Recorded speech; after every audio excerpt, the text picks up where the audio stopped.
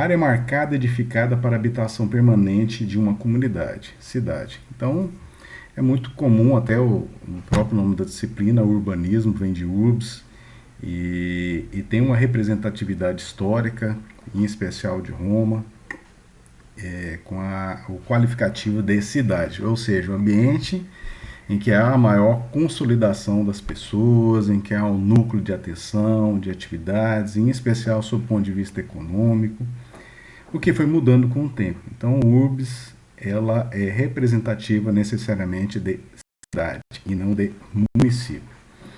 Urbanização, por sua vez, é o crescimento desordenado. Existem várias inserções de significado, de definição, de conceituação de urbanização como se fosse algo regular, algo ordenado. No entanto, a perspectiva técnica, nós observamos exatamente que a melhor aplicação do termo urbanização envolve exatamente aquilo que não se deseja, ou seja, é o crescimento desordenado sob o ponto de vista populacional, em especial urbano. Então, a partir do momento que ocorre a urbanização, em miúdos, nós podemos entender exatamente que houve ali o desordenamento urbano. Então, quando se fala em urbanização, fala-se em algo que se busca combater, algo que se busca evitar em determinada realidade. A urbanização em si vem junto a ela uma série de problemas, todos eles relacionados, todos eles já mencionados, não todos efetivamente, mas força de expressão, mas a urbanização em si, nós já comentamos vários problemas da urbanização, vários problemas que ocorrem no ambiente urbano. Então, quando nós falamos em urbanização, fala-se genericamente de problemas urbanos, de desordenamento urbano, ok? Urbanismo, por sua vez, que vem de urbanitas, representa o contrário, que é ordenar de modo racional e sustentável a utilização do solo urbano. Então, nós observamos que o urbanismo é totalmente diferente de urbanização, que é o que se busca realmente. Se busca que uma cidade seja urbana, que uma cidade seja planejada, que haja ali o ordenamento urbano. E isso ocorre com a implementação de técnicas, de preceitos, de normativas, de planos, de políticas públicas envolvendo urbanismo. É a base do direito urbanístico ou direito do urbanismo. Eli Lopes Meireles ele diz o seguinte, que é o conjunto de medidas estatais destinadas a organizar os espaços habitáveis, de modo a propiciar melhores condições de vida ao homem na comunidade. Comunidade nós podemos entender exatamente como cidade, que aí envolve necessariamente o ambiente urbano ou meio ambiente artificial. Então, enquanto nós falamos urbanização como algo que leva ao desordenamento, em contrapartida, o desordenamento leva à urbanização, em contrapartida nós temos a solução de medidas de combate à urbanização que já ocorreu, ou evitar a urbanização, exatamente o que? O urbanismo, a implementação do direito urbanístico. E nós já fizemos menção exatamente a essa disciplina, de que o direito urbanístico ele não pode ser entendido isoladamente como a solução de todos os males, né? Então, essa é uma assertiva que não pode ser deixada de lado. Urbanizar, deste modo, é dotar o espaço de um mínimo de infraestrutura. Então, não quando nós falamos nessa perspectiva, nós estamos lembrando exatamente de o quê? Que é organizar o espaço. Então, nessa seara, é exatamente nessa linha que nós estamos adotando aí alguns preceitos aplicáveis, algumas terminologias. Espaço urbano construído são todos os espaços habitáveis, são as zonas consideradas as zonas urbanas e, o melhor implicativo para diferenciar essa temática é exatamente que os espaços urbanos, os espaços construídos efetivamente, aqueles que são edificados dentro da cidade, são considerados como zona urbana, e dependendo a configuração que se tenha. No ambiente rural, por sua vez, é considerado como espaço rural construído. Aí nós vamos ver algumas implicações que tem da diferenciação entre ambiente urbano e ambiente rural. Mas necessariamente a aplicação do termo espaço urbano construído é aquilo que ocorre dentro da cidade. Por sua vez, espaço urbano fechado é o conjunto de edificações e o aberto são os equipamentos urbanos. São as ruas, praças, parques, canalizações, etc. São situações essas que propiciam a urbanidade, que propiciam efetivamente o urbanismo ali dentro da cidade. E aí, cidade, por sua vez, nós entendemos como núcleo urbano qualificado por um conjunto de sistemas político, administrativo, econômico, não agrícola, familiar e simbólico como sede de governo municipal, qualquer que seja a sua população. Isso é uma definição de José Afonso da Silva na obra Direito Urbanístico Brasileiro. No entanto, o IBGE já configura a cidade como a sede do governo municipal. Então existem várias definições do termo cidade, mas é importante nós entendermos exatamente que o âmago da disciplina ela envolve aquilo que ocorre dentro da cidade. Por isso que é diferente do município. Então, o município é um ente muito maior que dentro do município existe uma divisão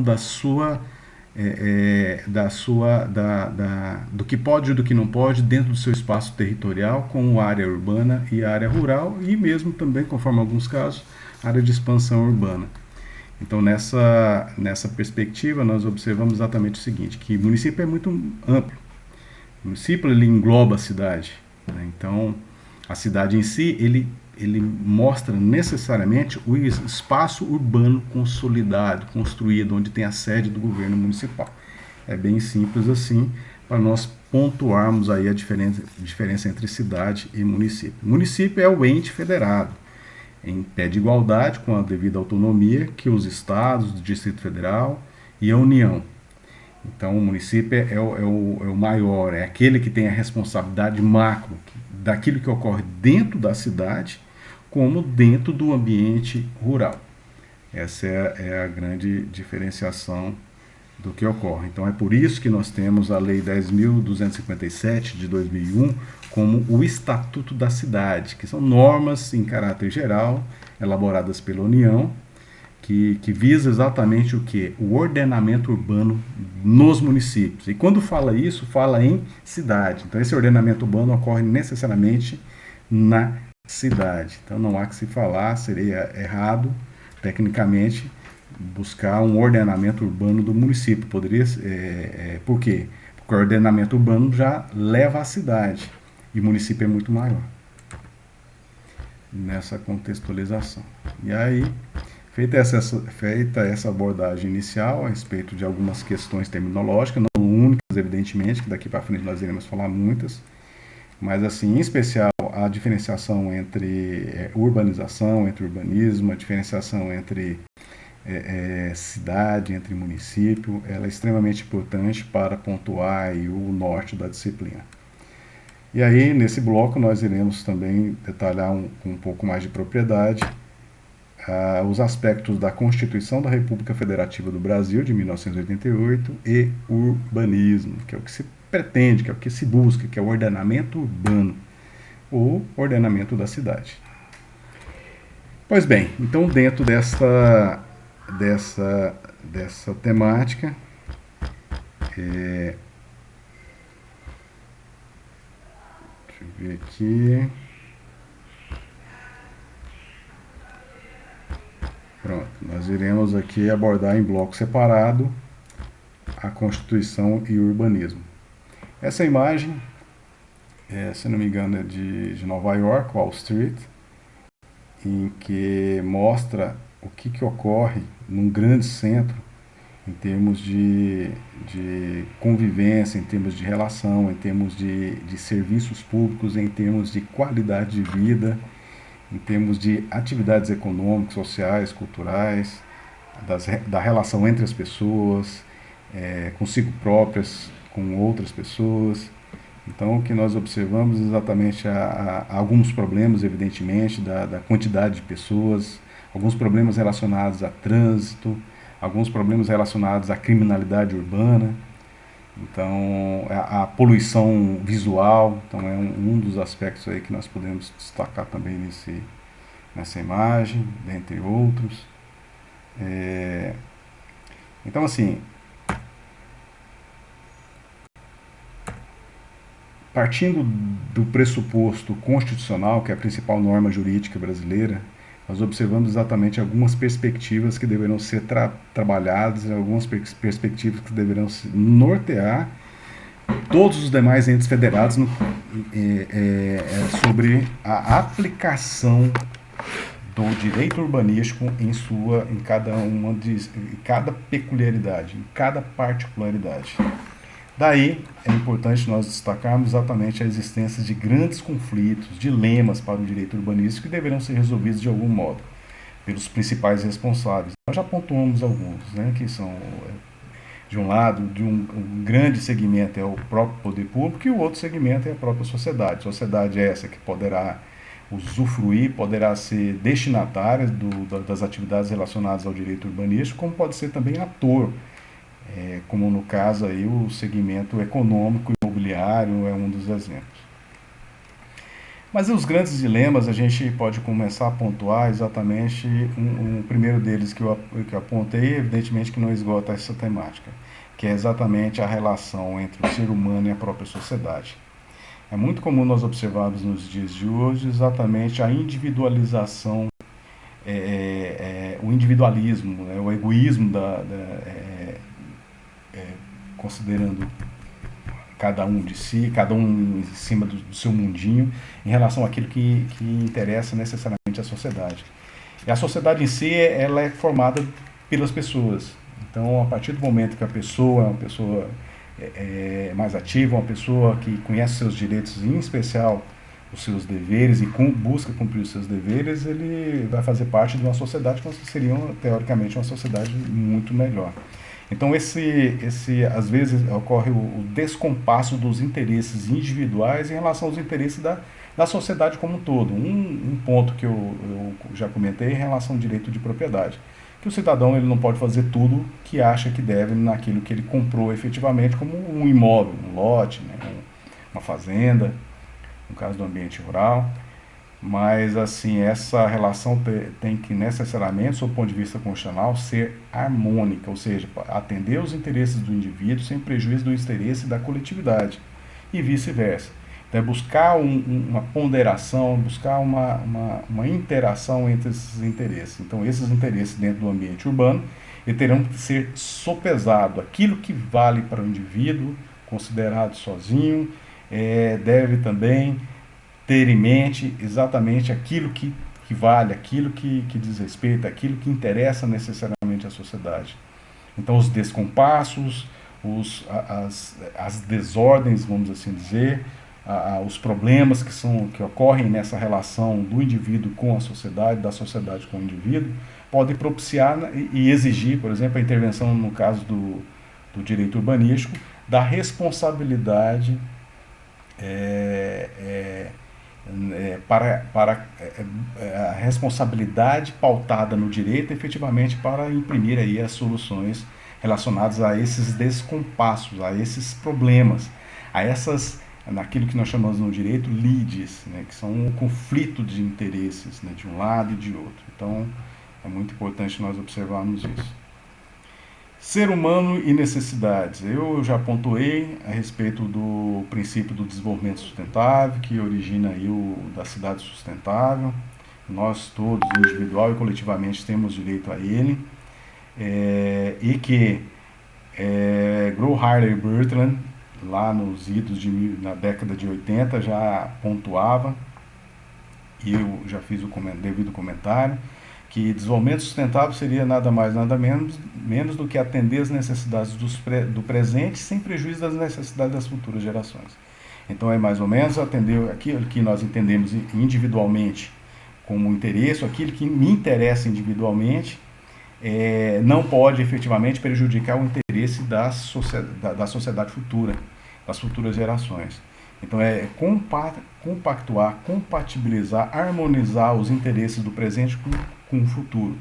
Isso é o que se almeja.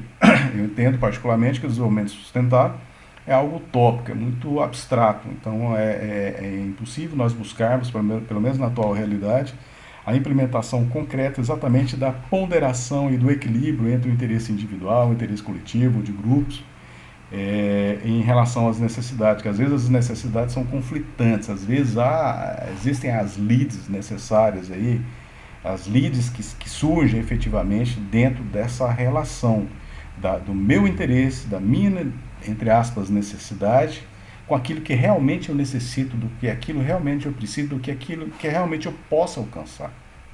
Então esse descompasso gera problema. E no ambiente urbano isso não é diferente, dentro da cidade. Todas as relações dentro da cidade, envolvendo as nossas teóricas necessidades, qual que é o mínimo, né, de necessidade, o que pode satisfazer, na regra geral, o coletivo. Então, esse descompasso dessas necessidades individuais, somando aí no conjunto da sociedade, traz problemas. E dentro da cidade em si, nós observamos uma série deles. Um dos que mais se destaca exatamente são as confusões no trânsito. Então, são situações essas. A criminalidade urbana é outro ponderador que não pode ser negligenciado. E, ao mesmo tempo, a ocupações em áreas de risco, etc. A quantidade de exemplos são ilimitados aí, se nós analisarmos a conjuntura de cidades pequenas, médias, grandes, conforme aí é a realidade. Pois bem, eu pontuo também a relação do ser humano com a própria cidade, vamos dizer, para que nós possamos alcançar o direito à cidade sustentável, o que deve ser entendido como tal? O que o indivíduo, por exemplo, tem que abrir mão para o bem maior, o bem coletivo? Então, para atender efetivamente aquilo que se presta como ordenamento urbano, que é o que se busca. Então, esse descompasso, às vezes, por exemplo, do ser humano não observar regras. Então, o direito urbanístico é pautado em regras e normas que conduzem a vida na sociedade urbana, que fazem com que haja uma delimitação daquilo que eu posso, daquilo que eu não posso, explicitem as regras a serem cumpridas. Por exemplo, no que diz respeito à construção, eu não posso construir num lote que eu comprei da forma como eu acho que deve. Existem regras edilícias, existem regras de como construir, dos profissionais que eu devo contratar efetivamente, do que eu tenho que pagar para o poder público aprovar ali aquela construção, onde eu posso construir, o que eu posso efetivamente construir, os materiais que podem, devem ser utilizados, os projetos que podem, devem ser apresentados, seja para atividade residencial, comercial, industrial. Então, esse conjunto normativo que rege as relações dentro da cidade, às vezes tem descompasso com o próprio ser humano. E nesse descompasso gera, às vezes, sanções. Gera, às vezes, responsabilidade estatal, que pode ser multa, pode ser a ocorrência de crime, pode ser a necessidade de reparação civil dos danos que possa, eventualmente, alguém ter praticado. Então, existem dilemas a serem solucionados. É uma situação que a Constituição também se preocupa, explícita e implicitamente. A relação entre o ser humano com o ser humano também é uma consequência natural de tudo isso que nós já mencionamos, de tudo isso que nós já pontuamos. Um destaque que eu faço aqui, complementar em relação aos direitos de vizinhança, por exemplo, de pessoas estarem vivendo aí num ambiente urbano, eminentemente residencial, ao lado das suas construções ali, às vezes foi permitido pelo poder público o exercício de uma atividade econômica de bar, boate, da realização de algum evento esportivo, de algum tipo de atividade econômica que necessariamente congrega uma quantidade muito grande de clientes, de pessoas que têm interesse em frequentar esses ambientes. e pode gerar problema também, né? São problemas que, às vezes, nessa relação de direito de vizinhança, existem questões complementares muito sérias, às vezes até de lesão corporal, de morte, de situações de dano ao patrimônio privado.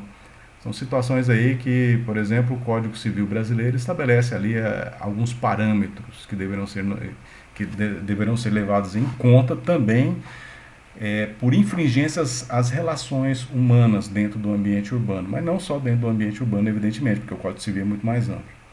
Então, nessa questão, eu pontuo um outro exemplo também, que é exatamente a construção violando regras edilícias de construção. Por exemplo, quando as pessoas procuram construir em cima do muro. É muito comum nós observarmos situações assim, existe uma responsabilidade prevista, inclusive, além de normas urbanísticas, de posturas que os municípios devem ter, nós temos também uma previsão aí no Código Civil brasileiro de responsabilidade em relação a uma situação como essa, que envolve aí, de novo, o direito de vizinhança. A forma do crescimento populacional. Então, a partir do momento que há um descontrole por parte do poder público e das famílias no que diz respeito ao próprio, a própria, ao modo de se perpetuar, vamos assim dizer, a forma como ocorre o crescimento populacional em algumas localidades com maior expressão do que outras, efetivamente, mas é um problema a partir do momento que é descontrolado, sem qualquer tipo de planejamento. Então, às vezes, as pessoas têm um determinado controle, famílias cada vez mais, na atualidade nós observamos um menor número de pessoas, integrantes de filhos, antigamente a situação era diferente, mas mesmo assim nós observamos ainda nos dias de hoje situações relacionadas ao crescimento populacional voltado aí para uma grande quantidade de pessoas que estão nascendo e a falta de análise, a falta de planejamento familiar, às vezes ela contribui para um processo de desordem urbana. Então, o crescimento populacional é um dos indicadores, um dos elementos que propiciam ou podem propiciar ou não uma melhor qualidade de vida dentro do ambiente das cidades. Então, essa é uma relação direta em que o crescimento populacional gera necessidade por habitação, gera necessidade por serviços públicos e privados, gera necessidade por demandas urbanas de serviços em geral, de transporte, de trânsito, de deslocamento, então assim há uma relação direta em relação quanto a isso, e o crescimento populacional deve ser considerado aí como um conflitante. Nós não estabilizamos aí o processo de crescimento e é uma questão que não pode ser deixada de lado na mão aí do gestor público. Por quê? Porque é uma temática que traz uma série de complicações.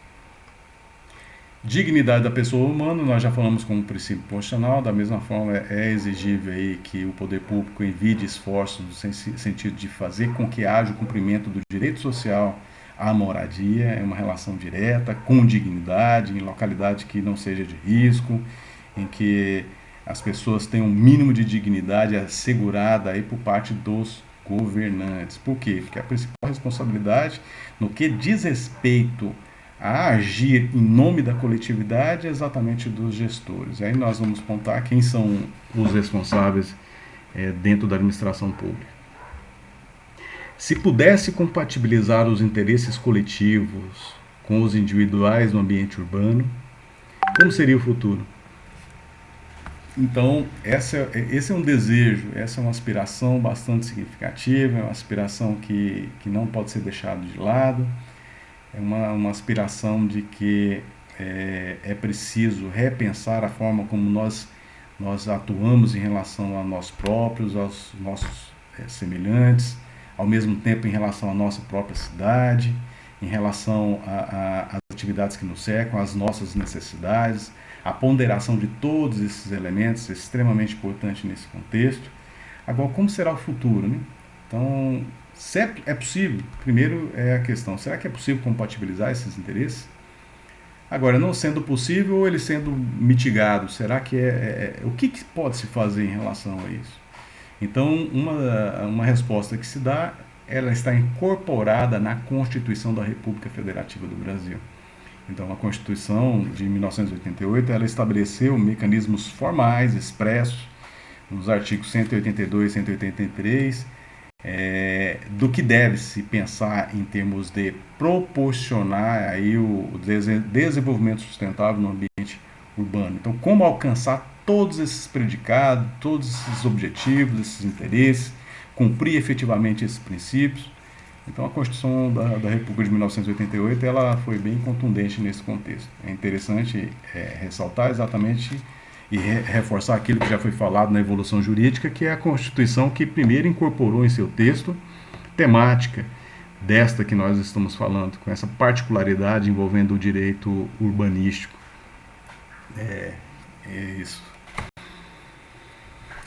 Pois bem, aí, uma imagem bem significativa mostrando a preocupação, que é uma bomba relógio em relação à superpopulação, ou seja, o crescimento populacional descontrolado é algo assim que não envolve uma preocupação necessariamente só no âmbito local, regional, estadual, nacional, mas sim internacional. Essa imagem ela mostra aí muito bem que todos os continentes aí têm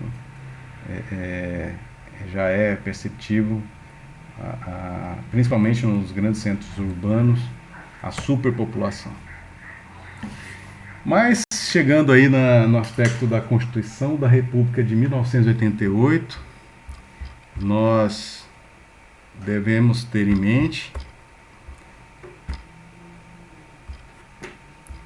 que um dos aspectos mais relevantes a se destacar nesse contexto é exatamente o seu preâmbulo, que é o âmago da Constituição, que é o que dá início exatamente às discussões formais, jurídicas, que regulamentam a vida em sociedade, regulamentam o papel do poder público, os poderes, as atividades, delineia os principais conjuntos normativos que dizem respeito aos interesses da sociedade.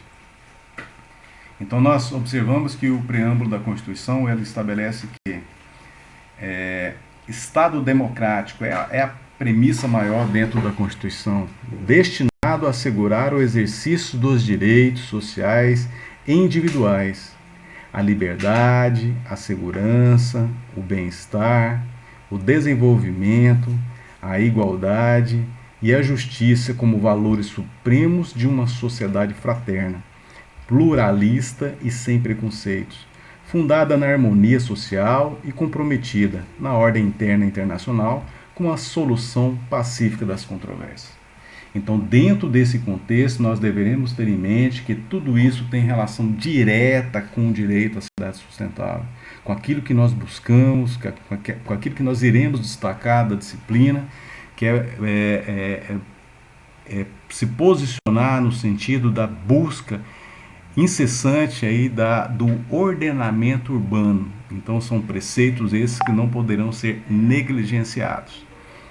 Então, essa é a questão.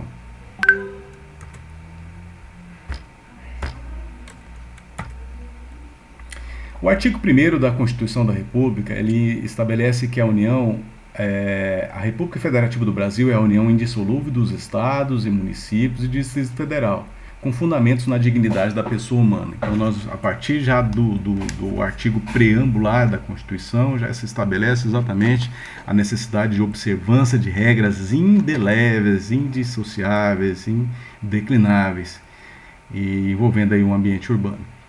O seu artigo 3º, eu destaco tão somente aqueles dispositivos que dizem respeito necessariamente à temática da disciplina. Então, o artigo 3º estabelece como objetivos fundamentais da República Federativa do Brasil promover uma sociedade livre, justa e solidária, o desenvolvimento nacional, a erradicação da pobreza e marginalização e redução das desigualdades sociais e regionais, promoção do bem de todos, sem preconceitos. Então, o que tem a ver com a cidade em cima dessa temática é exatamente tudo isso. O desenvolvimento, que é nada mais, nada menos do que aumentar a governabilidade e diminuir as incertezas, que é pensar qualitativa e quantitativamente, ou seja, pensar o melhor efetivamente dentro do ambiente urbano, envolve exatamente o cumprimento dessas premissas de fazer com que a sociedade seja garantida em todos esses aspectos. E aí, no artigo 5º da Constituição, que estabelece os direitos e garantias fundamentais, nós observamos algumas premissas diretas em relação ao direito urbanístico, como a garantia da inviolabilidade do direito à vida, à igualdade, à propriedade. Considera a casa do indivíduo como o asilo inviolável. Então é algo que é sagrado, algo que deve ser respeitado. Existem as exceções constitucionais e legais até, mas nós observamos que realçou exatamente essa particularidade que não poderá ser negligenciada. E ao mesmo tempo reconheceu como o direito de propriedade, como ele sendo, a ele está diretamente ligado à função social. É aquilo que nós já comentamos, que o direito de propriedade imobiliária, que é o que interessa no ambiente urbano, ele tem que atender a sua função social. Ele não pode ser pensado tão somente no âmbito individual, e sim numa perspectiva muito maior, no interesse da coletividade como um todo.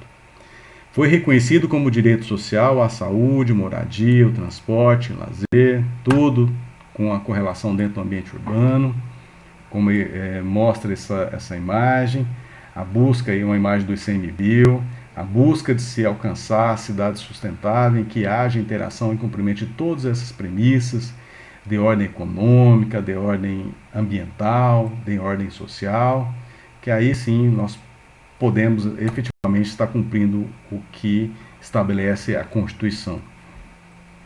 No artigo 18 da Constituição, estabelece que a organização política administrativa do Brasil é formada pela União, os Estados, Distrito Federal e municípios autônomos. E aqui eu faço destaque que os municípios são autônomos. Todos eles que são considerados como entes federados, são considerados autônomos, ou seja, um não depende necessariamente do outro, um não é subordinado ao outro, é melhor dizendo, é exatamente isso. Então ele pode agir diante da sua responsabilidade constitucional, com liberdade, fazendo ou deixando de fazer aquilo que acredita mais adequado. Mas o parâmetro maior para nortear o que pode e o que não pode, para não interferir também na competência dos outros, exatamente é a Constituição, que no artigo 23 estabelece a competência administrativa ou comum, que é aquela que envolve, por exemplo, o poder de fiscalizar, de proteger. Então essa competência administrativa comum, ela não envolve o papel de legislar. Que nesse ponto nós observamos proteger o meio ambiente. Quando fala em meio ambiente aqui, nós deveremos entender que meio ambiente é o meio ambiente no geral, que envolve meio ambiente natural, artificial, cultural e do trabalho. Combater a poluição, e nós já citamos algumas situações que ocorrem no ambiente urbano, com a poluição sonora, do ar, atmosférica, do solo, do subsolo. Promover programas de construção de moradias e melhoria das condições habitacionais de saneamento básico. Está lá como competência administrativa de todos os entes federados em pé de igualdade, ou seja, tanto cabe ao município, como ao Estado, como à União, porque o Distrito Federal não é dividido em municípios, né? Ele é um ente único, diferenciado. Então, nessa temática, nós observamos que todos eles devem agir em pé de igualdade, em especial com cooperação. Isso é o que se deseja. Mas também a Constituição estabelece a competência legislativa de normatizar sobre temas como, por exemplo, o direito urbanístico. O Estatuto da Cidade é uma norma geral da União. A Lei do Parcelamento do Solo Urbano, que é a Lei 6766 de 1979, também é outra norma geral da União, que, na medida de sua responsabilidade, os estados complementam e, ao mesmo tempo, o município, em especial o município, do seu ponto de vista local. Mas, assim, todos eles têm competência para legislar sobre a temática com as devidas ressalvas, os devidos respeitos de uma norma em relação à outra, produzida por cada um desses entes federados. Estabelece também o poder de legislar sobre defesa do solo, dos recursos naturais, proteção do meio ambiente, controle da poluição e proteção do patrimônio histórico, cultural, artístico, turístico e paisagístico, que tudo tem relação também no ambiente urbano. O papel da União no contexto geral, aí nós saímos da competência legislativa, envolve estabelecer diretrizes para o desenvolvimento urbano, inclusive habitação, saneamento básico e transportes urbanos. Então nós temos aí a evolução do direito urbanístico, nós já falamos aí do Estatuto da Cidade, nós falamos aí da Lei de Mobilidade Urbana, existe a Lei Federal que trabalha saneamento básico, recursos, resíduos sólidos, etc. Então são normas gerais aí e é competência da União trabalhá-las. No caso dos estados, os estados membros, nós temos aí a competência de legislar sobre regiões metropolitanas. No estado de Roraima nós temos uma norma que trabalha esse tema e nós temos um bloco exclusivamente para trabalhar o estado de Roraima. Nós temos aglomerações urbanas e micro-regiões, também como competência do estado legislar, constituídas essas por agrupamentos de municípios limítrofes. Ou seja, são situações que vai além de um município, alcançando outros municípios que têm um interesse comum, visando, por exemplo, a integração, organização, planejamento e execução de funções públicas de interesse comum. Ou seja, a relação entre eles justifica uma norma que facilite, que propicie aí a melhor utilização dos recursos públicos na satisfação desse interesse que a Constituição já sacramentou como interesse comum.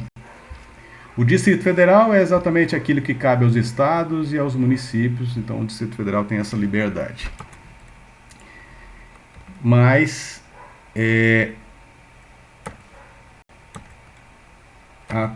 pensei que já tivesse pulado. Nesse slide aqui, já antes de falar sobre a responsabilidade do município, o que vem a ser cidade sustentável? Então, antes de falar do município, que é o principal ator, nós entendemos que ele é cidade sustentável, de acordo com o site que está indicado aí, a chamada de cidade sustentável aquela que adota uma série de práticas eficientes, que tem como objetivo buscar a melhoria da qualidade de vida dos moradores, visando o desenvolvimento econômico, sem perder de vista a preocupação com a preservação do meio ambiente. Então, a cidade sustentável é exatamente nós buscarmos a premissa de implementar no âmbito local, no âmbito urbano, o desenvolvimento sustentável, pensando no econômico, pensando no social, pensando na proteção do meio ambiente, exatamente como um mecanismo aí de promoção do ordenamento urbano. Mas a Constituição, ela delimitou com maior propriedade, não poderia ser diferente, o papel dos municípios no que diz respeito aí a matéria urbanística.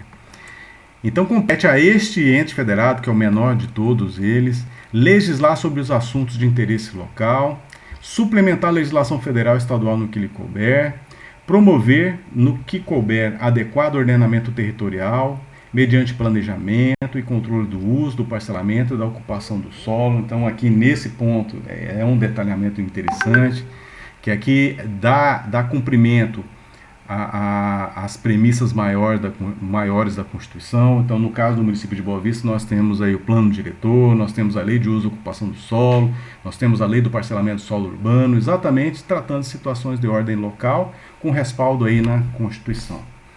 Como responsabilidade complementar, nós temos também a promoção da proteção do patrimônio histórico-cultural local, observada a legislação e a ação fiscalizadora federal e estadual. Então é aqui, neste ente federado, que nós observamos a necessidade de implementação mais concreta daquilo que se almeja por direito à cidade sustentável, que nós já fizemos as devidas considerações. Eu gosto muito de estar mostrando charge, tem a devida fonte indicada, e nessa charge aqui nós observamos uma situação interessante, que é exatamente o crescimento da cidade por sobre as áreas rurais, o crescimento da cidade, a expansão da cidade por áreas naturais, de modo controlado ou descontrolado em algumas situações. Mas é isso. Então, fica aí essa mensagem.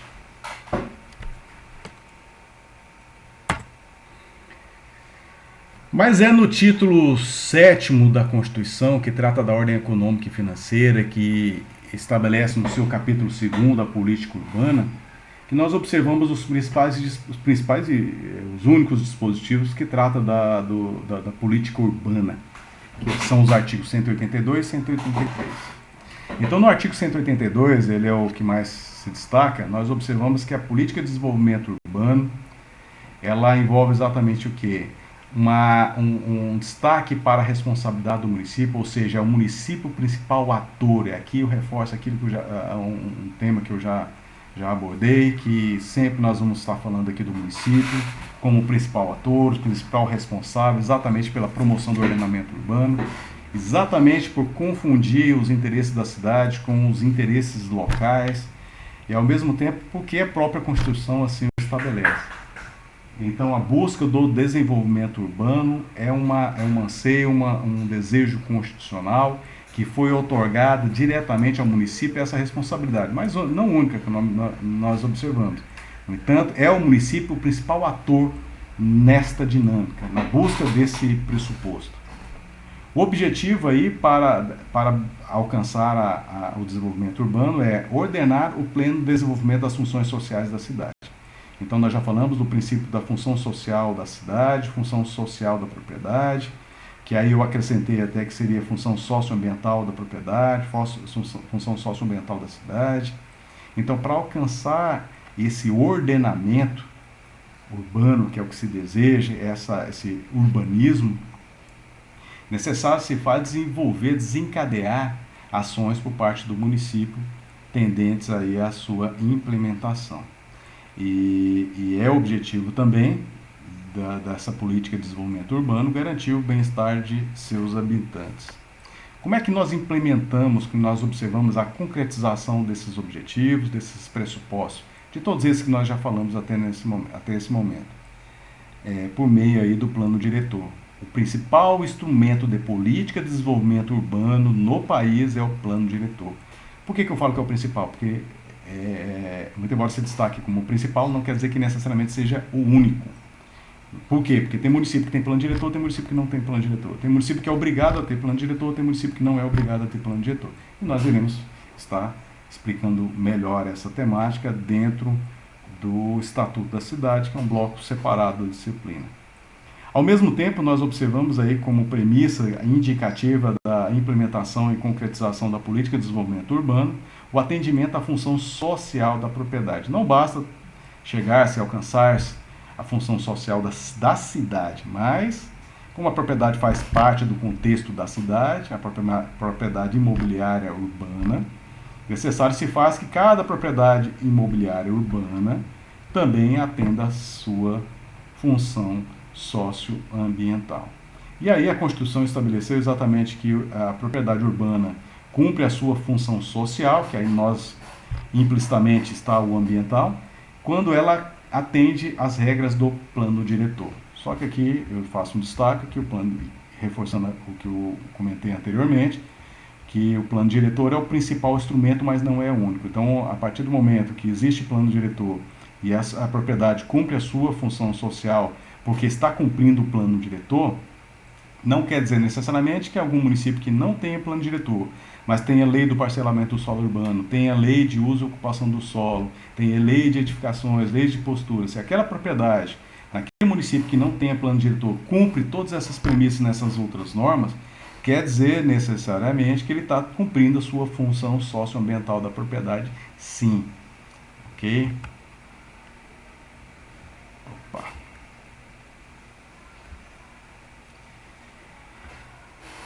No entanto, a própria Constituição estabeleceu, já entrando aí na seara do artigo 183, como faculdade do município exigir, por meio de lei, ou seja, estrito sensu, do proprietário urbano em solo não edificado, necessariamente há esse destaque, subutilizado, ou seja, utiliza aquém daquilo que deveria, ou não efetivamente utilizado, aproveitamento sob pena suscetível de parcelamento ou edificação compulsórios é uma responsabilidade, o IPTU progressivo e a desapropriação. Então, são situações que impõem ao município decidir se deve ou não ser aplicável em cima da sua realidade. A partir do momento que estimula exatamente o que? A ocupação dos vazios, a utilização adequada de acordo com os parâmetros do plano diretor, da lei de uso e ocupação do solo, lei do parcelamento do solo urbano em especial. Então, é em cima dessa perspectiva que há responsabilidades, vamos assim dizer, que estimulem a ocupação desses espaços, a ocupação desses vazios urbanos que não são bem-vindos, né, sob a ótica aí dos interesses traçados pela própria Constituição de 1988. Estabeleceu também a Constituição uma forma de uso capião extraordinário constitucional urbano, que é para aqueles imóveis ocupados até 250 metros quadrados, mas que seja ocupado há mais de 5 anos e sem oposição de quem quer que seja, com uso efetivamente para moradia, e não ser proprietário de outro imóvel. Então são os requisitos que cumulativamente propiciam, teoricamente, exatamente o que? O resguardo do direito ao uso capião extraordinário constitucional, e aí exatamente com base nesse mecanismo, nesse instituto jurídico, que deve ser judicializado efetivamente, nós observamos a possibilidade de deferimento do pedido, e aí, numa situação como essa, a pessoa passar a ser dono, entre aspas, passar a ser proprietário daquilo que não era dela. Existe uma particularidade que nós não poderemos deixar de lado, que é exatamente a implicação de que em imóveis públicos não cabe uso capião. No entanto, nós observamos algumas situações que são controvertidas, algumas situações de julgamentos em nível de Brasil que foi garantido o direito de uso capião, mesmo em se tratando de imóveis públicos. Mas eu coloquei como controvérsia exatamente por não ser uma situação generalizada. Ok? Então é isso. Olha aí um demonstrativo, uma imagem que não está muito nítida, da expulsão, que esse exemplo aí mostra muito bem aquilo que nós falamos de problemas urbanos, que seria a gentrificação, que é exatamente expulsar as pessoas que não têm condições de ocupar lugares que ocupavam de longa data, exatamente por investimentos públicos, exatamente pela demanda imobiliária, exatamente pela valorização daqueles espaços, e as pessoas são desalojadas, são obrigadas a saírem de algum modo, seja com a devida indenização, seja vendendo, seja sendo desapropriado, conforme o caso. Então esse bloco nós encerramos por aqui.